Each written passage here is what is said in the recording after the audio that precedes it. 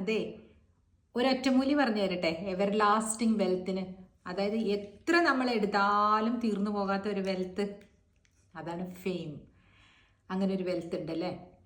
മഹാത്മാഗാന്ധിക്കുണ്ട് ആ wealth, Nelson മണ്ടേലയ്ക്കുണ്ട് ആ wealth, പിന്നെ ആർക്കൊക്കെ ഉള്ളത്, അങ്ങനെ ഒരുപാട് മദർ തെരേസയ്ക്കുണ്ട്. അത് അവരുടെ ബാങ്കിൽ കിടക്കുന്ന പണമല്ല, അവരുടെ ഫെയിമാണ്. അവർ ലോകത്തിന് ചെയ്ത നന്മയാണ് ആ വെൽത്തായിട്ട് കിടക്കുന്നത് അല്ലേ.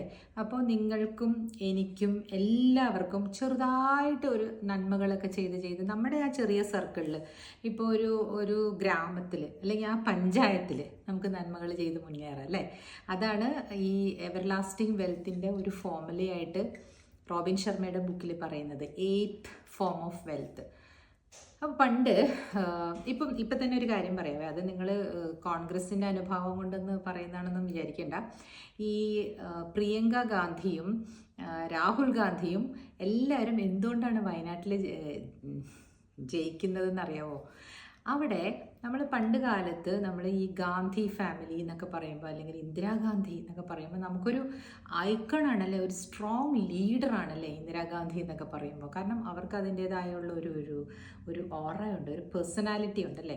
ഇപ്പോഴത്തെ BJPയിൽ നരേന്ദ്രമോദിക്കൊക്കെ ഉണ്ട് അതല്ല ഞാൻ പറഞ്ഞു വരുന്നത്. ആ ഗാന്ധി ഫാമിലി എന്ന് പറഞ്ഞ്, അല്ലെങ്കിൽ ഇന്ദിരാഗാന്ധിയുടെ ഫാമിലി എന്ന് പറഞ്ഞിട്ട് ആളുകളെല്ലാം ഓടി ചെല്ലുകയാണ് പ്രിയങ്കയുടെ അടുത്തും രാഹുലിൻ്റെ അടുത്തുമൊക്കെ. അപ്പോൾ അങ്ങനെ ചെല്ലുന്നത് കൊണ്ട് അവർക്ക് കിട്ടുന്ന ഒരു സ്നേഹമില്ലേ, ശരിക്കും പറഞ്ഞിട്ടുണ്ടെങ്കിൽ അവരുടെ പൂർവികർ ജവഹർലാൽ നെഹ്റുവിൻ്റെ കാലത്ത് മുതൽ ആ കുടുംബത്തിൽ നിന്ന് വന്നേക്കുന്ന ഈ എന്താ പറയുന്നത്, മക്കൾ രാഷ്ട്രീയം എന്ന് പറയുന്ന ആ സംഭവത്തിൽ കൂടി കിട്ടിയേക്കുന്ന ഒരു ഓറ തന്നെയാണത്. പിന്നെ നമ്മളുടെ എല്ലാവരും ചോദിക്കില്ലേ, എത്ര ഭംഗിയല്ലേ അവരെ കാണാമെന്ന്. അവരുടെ അച്ഛനും അമ്മയും അത് തന്നെയാണ് അവരുടെ ഭംഗിയുടെ രഹസ്യം അല്ലേ. അവരെങ്ങനെയാണ്, അവരുടെ അമ്മയും അവരുടെ അച്ഛനും ഒക്കെ ഉള്ള ജീൻസ് തന്നെയല്ലേ മക്കൾക്ക് ഉണ്ടാവുള്ളൂ. അത് ഞാൻ എപ്പോഴും എല്ലാവരോടും പറയാറുണ്ട്. കമൽഹാസൻ ഒരു സ്റ്റേജിൽ ചെന്ന് നിന്നിട്ട് കമൽഹാസനോട് എല്ലാവരും ചോദിച്ചു, എന്താണ് ഇതിൻ്റെ രഹസ്യം എന്ന് ചോദിച്ചു. അപ്പോൾ കമൽഹാസൻ പറഞ്ഞു, അച്ഛനും അമ്മയും എന്ന് പറഞ്ഞു. അതായത് അച്ഛൻ്റെയും അമ്മയുടെയും ജീൻസ്, അച്ഛനും അമ്മയും ഭംഗിയുള്ള ആളുകളായതുകൊണ്ടാണ് അദ്ദേഹം ഭംഗിയായതെന്ന് പറഞ്ഞല്ലോ. അത് ഒന്നും അദ്ദേഹത്തിൻ്റെ കഴിവാണോ, അദ്ദേഹം സൗന്ദര്യവാനായിട്ട് ജനിച്ചത് അല്ലെങ്കിൽ സുന്ദരനായിട്ട് ജനിച്ചത് അല്ല. ഇതേപോലെ തന്നെ ഒരു ഇൻ്റർവ്യൂവിൽ മമ്മൂട്ടി പറയുന്നുണ്ട് ഇതുപോലെ, അതൊക്കെ അച്ഛനും അമ്മയും തന്ന പുണ്യം എന്ന് പറയുന്നുണ്ട്. അപ്പോൾ നമ്മൾ മനസ്സിലാക്കേണ്ടത് എന്താണെന്നറിയോ, സൗന്ദര്യം ശരിയാണ്, ആപേക്ഷികമാണ്. ലുക്സ് ആപേക്ഷികമാണ് ഇതൊക്കെ പറയും, അല്ലെങ്കിൽ ബിഹോൾഡറുടെ ഐസിലാണ് ലുക്സ് ഇരിക്കുന്നതെന്ന് പറയുമ്പോഴും ഒരു ആവറേജ് മനുഷ്യൻ്റെ കണ്ണിൽ ആരൊക്കെയാണ് ഭംഗി എന്ന് തോന്നുന്നത്.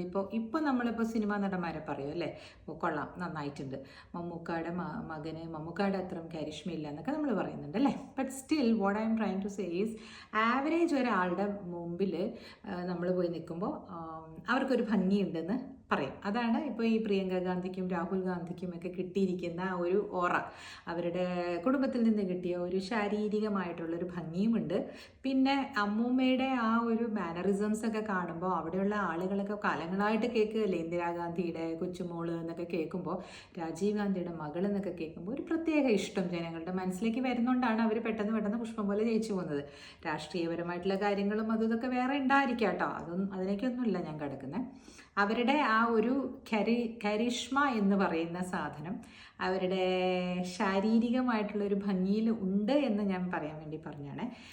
അപ്പോൾ എന്തുകൊണ്ടാണ് അത്, അന്നത്തെ കാലത്ത് അപ്പോൾ ആ സമയത്ത് അവരുടെ മുതുമുത്തശ്ശനുമൊക്കെ, അതായത് ഇന്ദിരാഗാന്ധിയുടെ അച്ഛനായിട്ടുള്ള ജവഹർലാൽ നെഹ്റു ഒക്കെ ഈ നമ്മുടെ നാടിന് വേണ്ടിയിട്ടുള്ള കുറേ പോരാട്ടങ്ങളിൽ അദ്ദേഹം ഭാഗമൊക്കെയായിട്ടുണ്ടല്ലേ മഹാത്മാഗാന്ധിയുടെ കൂടെ.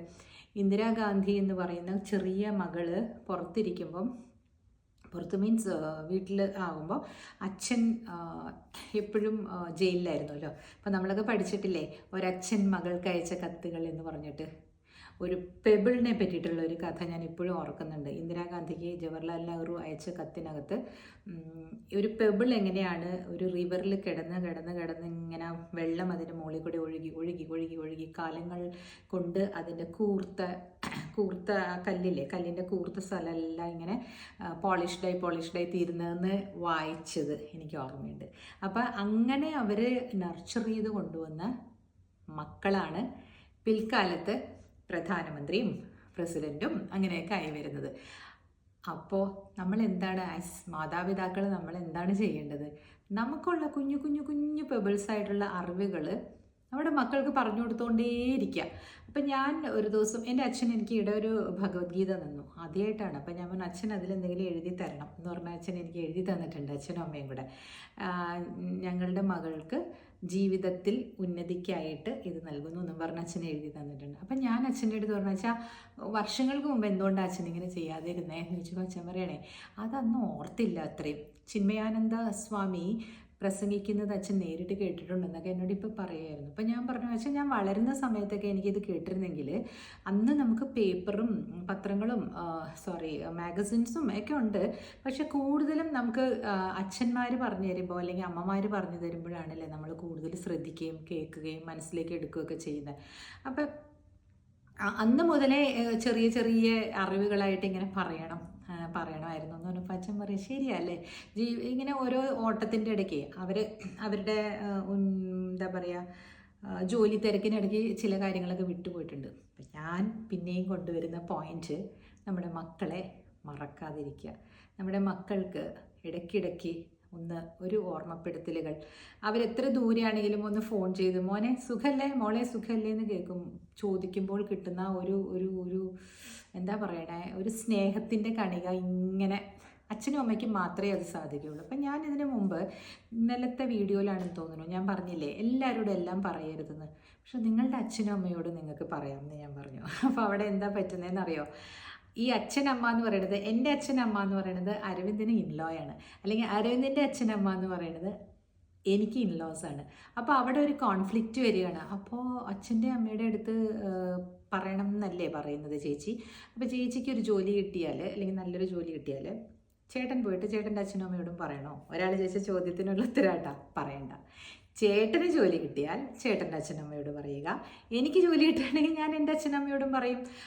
എന്ന് പറഞ്ഞാൽ ഞാൻ ജോലി കിട്ടി, ഞാൻ പോയി, ഞാൻ അവരുടെ ബ്ലെസ്സിങ്സ് എടുത്ത് ചേരും, പിന്നെ അവരറിയുന്നതിൽ കുഴപ്പമില്ല, ചേട്ടൻ്റെ അച്ഛനമ്മ അറിയുന്നതിൽ കുഴപ്പമില്ല. പക്ഷെ അതിന് മുമ്പ് അറിയേണ്ടത് എൻ്റെ അച്ഛനും അമ്മയും മാത്രമാണ്. അതേപോലെ തന്നെ ആയിരിക്കണം നിങ്ങൾക്ക് എല്ലാവർക്കും.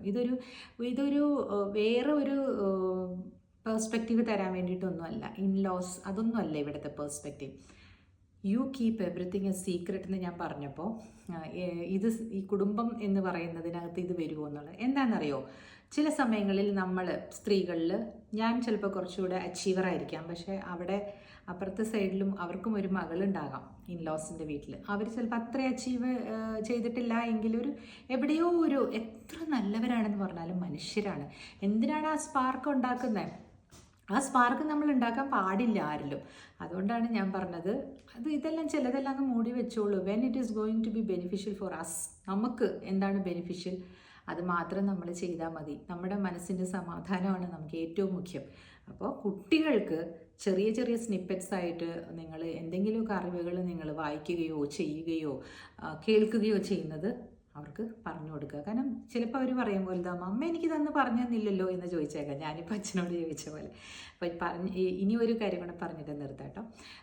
കലാക്ഷേത്രം എന്ന് പറഞ്ഞിട്ട് ഒരു ഇതുണ്ടല്ലോ, നമ്മുടെ രേവതിയൊക്കെ ഡാൻസ് പഠിച്ച സ്ഥലം. അവിടുത്തെ ഒരു മാഷിൻ്റെ അടുത്താണ് ഞാനും എൻ്റെ മകളൊക്കെ കുറച്ച് നാൾ ഡാൻസ് പഠിച്ചു. മോൾ ഒരുപാട് പഠിച്ചു, ഞാൻ കുറച്ച്. അത് കഴിഞ്ഞ് നാല് എന്താ പറയണത് തട്ടടവ് പഠിച്ചിട്ട് ഞാൻ ഡാൻസറാണെന്നും പറഞ്ഞ് എഴുതി വെച്ചു എന്ന് പറഞ്ഞ് മോളെന്നെ കളിയാക്കും. കുറച്ച് നാളെ പഠിച്ചുള്ളൂ, അതൊരു എക്സസൈസിൻ്റെ ഭാഗമായിട്ട് പഠിച്ചാണ് കേട്ടോ ഞാൻ. പക്ഷെ മോള് നന്നായിട്ട് പഠിച്ചിട്ടുണ്ടത്. അപ്പോൾ ആ സമയത്ത് ഞങ്ങൾ കലാക്ഷേത്രത്തിൽ ഒരുപാട് പ്രോഗ്രാംസ് വരും. കലാക്ഷേത്രത്തിൽ പഠിച്ച ഇനിയൊരു നടിയും കൂടി ഉണ്ട് കേട്ടോ, സുകന്യ. അവരൊക്കെ അവിടെ പഠിച്ചതാ അല്ലേ, രേവതി സുകന്യൊക്കെ. നല്ല ഭംഗിയായിട്ടല്ലേ കളിക്കുന്നത്. അപ്പോൾ ഈ ഇടയ്ക്ക് ഈ നവ്യ നായരുടെ ഒരു മാതങ്കി എന്ന് പറഞ്ഞ സ്കൂളിൽ ഒരു ഫെസ്റ്റിവൽ നടത്തിയല്ലോ. അതിൽ ഇപ്പോൾ ശരിക്കും ക്യൂറേറ്ററായിട്ട് വരുന്നതേ ഇത് വർക്ക്ഷോപ്സൊക്കെ നടത്താൻ വരുന്നവരെല്ലാവരും കലാക്ഷേത്രത്തിൽ കളിക്കാറുണ്ട്. അവിടുത്തെ ഡയറക്ടറായിരുന്നു പ്രിയദർശിനി ഗോവിന്ദ്. ഞാൻ എല്ലാ ഡാൻസും അതിൽ ഇവിടെ പോയി കാണാറുണ്ട് കേട്ടോ, ഞാനും മോളും ഒക്കെ. അപ്പോൾ അവിടെ ചെല്ലുമ്പോൾ നമുക്കൊരു പുതിയ പേഴ്സ്പെക്റ്റീവാണ് ലൈഫിനെ പറ്റി. അവിടെ ഗോപാലകൃഷ്ണ ഗാന്ധി എന്ന് പറഞ്ഞിട്ട് ഒരാൾ ഡയറക്ടറായിട്ട് വന്നാണെന്നാണ് എൻ്റെ ഓർമ്മ, ഈ പ്രിയദർശിനി ഗോവിന്ദ് കഴിഞ്ഞിട്ട്. അപ്പോൾ I use to get overwhelmed. അദ്ദേഹം മഹാത്മാഗാന്ധിജിയുടെ മകൻ്റെ മകനാണെന്നാണ് എൻ്റെ ഓർമ്മ കേട്ടോ. അത് ആ ഗാന്ധി എന്നുള്ള ആ പേര് കേൾക്കുമ്പോഴേക്കും എനിക്ക് ഭയങ്കര ഒരു ഉൾപ്പുളകമായിരുന്നു. Mahatma Gandhi, father of our nation, അദ്ദേഹത്തിൻ്റെ പേരക്കുട്ടിയോ എന്ന് പറയുമ്പോൾ നമുക്കിങ്ങനെ ഒരു വല്ലാത്ത ഒരു ഫീലിംഗ്.